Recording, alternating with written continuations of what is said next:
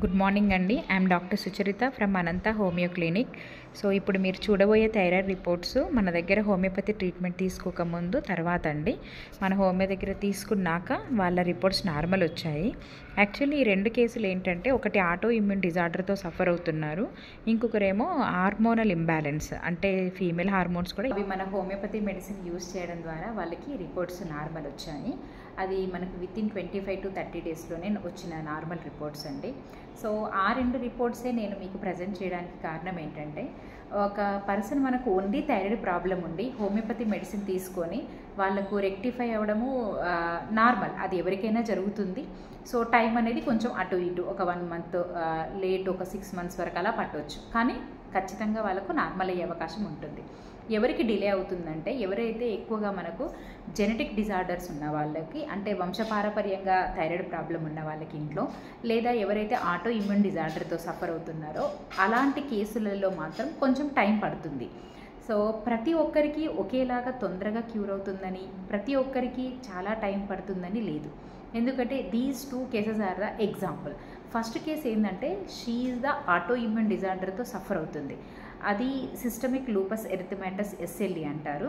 మన దగ్గరికి వచ్చినప్పుడు మనము ట్రీట్మెంట్ ఇవ్వడం ద్వారా, హోమియోపతి కాన్స్టిట్యూషనల్ థెరపీ ద్వారా తనకి SLE నెగిటివ్ వచ్చింది పాజిటివ్ నుండి. సో అది మనకు తగ్గింది, కానీ మనకి అప్పుడప్పుడు తనకు జాయింట్ పెయిన్స్ ఉంటూ ఉంటాయి. So she is using continually, తను మెడిసిన్ అనేది యూజ్ చేస్తుంది.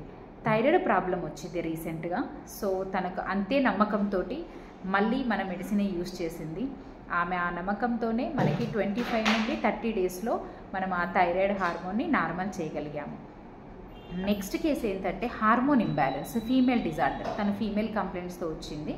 సో ఆ హార్మోన్ డిజార్డర్స్తో పాటు ఒక 1 month తర్వాత తనకి థైరాయిడ్ ప్రాబ్లం కూడా ఉంది అని తను మళ్ళీ రిపోర్ట్స్ తీసుకొని రావడం వల్ల మనం ఇన్వెస్టిగేషన్స్ రాసాము. సో అందులో థైరాయిడ్ ప్రాబ్లం కూడా ఉంది. తనకు థైరాయిడ్ మెడిసిన్ యాడ్ చేశాక తన కంప్లైంట్స్ ఇంప్రూవ్మెంట్ అవ్వడమే కాకుండా అది మనకు మళ్ళీ వితిన్ 25 to 30 డేస్లో నార్మల్ వచ్చేసింది రిపోర్ట్స్. నేను అనేది ఏంటంటే, మనకి ఓన్లీ థైరాయిడ్ ప్రాబ్లం ఉన్న వాళ్ళకి మనము ఇంకెంత బాగా ట్రీట్మెంట్ ఇవ్వగలము. సో ఈ కేసుల్లో ఒకటేమో ఆటో ఇమ్యూన్ డిజార్డర్, ఇంకొక కేసేమో హార్మోన్ ఇంబ్యాలెన్స్ ఉన్న కేసు. ఈ రియల్ ప్రాబ్లమే కాకుండా వాళ్ళకు సైకలాజికల్ స్ట్రెస్, వర్క్ లోడ్ అనేది కూడా చాలా ఎక్కువగా ఉంది. సో యాజ్ ఎ డాక్టర్గా మనం మెడిసిన్ ఇచ్చే ముందు వాళ్ళ లైఫ్ స్టైల్ ఏంటి, వాళ్ళకున్న స్ట్రెస్ అనేది ఎవ్రీథింగ్ విల్ ఎంక్వైర్. మేము అన్నీ అడుగుతాం. వాటిని కంట్రోల్ చేసుకోమని ఆ ఇద్దరి పేషెంట్స్ చెప్పాము. వాళ్ళిద్దరికీ అవి మా దగ్గర కంట్రోల్ చేసుకునే టైమే కానీ, ఆ కంట్రోల్ హెల్ప్ చేసే వాళ్ళే కానీ, మేము ఆ స్ట్రెస్ని కంట్రోల్ చేసుకునే స్థితిలో మాత్రం లేం మేడం. సో మీరే ఏదో ఒకటి చేయాలి. సో నేను కాన్స్టిట్యూషనల్ థెరపీ ద్వారా, సో నేను అనుకున్నాను టైం పడుతుంది, ఎందుకంటే ఒకటి ఆటో ఇమ్యూన్ డిజార్డర్, ఒకటి హార్మోన్ ఇంబ్యాలెన్స్, కానీ అది మనకు వితిన్ 1 monthలోనే వాళ్ళిద్దరికీ రిపోర్ట్స్ అనేవి నార్మల్గా వచ్చాయి. నేను చెప్పేది ఏంటంటే, హోమియోపతి లేట్ అనుకునే వాళ్ళకి, ఇలా చాలా ఎక్కువ ప్రాబ్లమ్స్ ఉన్న వాళ్ళకు కూడా కాన్స్టిట్యూషనల్ థెరపీ మన హోమియోపతి ఇవ్వడం ద్వారా వాళ్ళకి మనం 1 monthలోనే ఇంప్రూవ్మెంట్ ఇవ్వగలిగాం.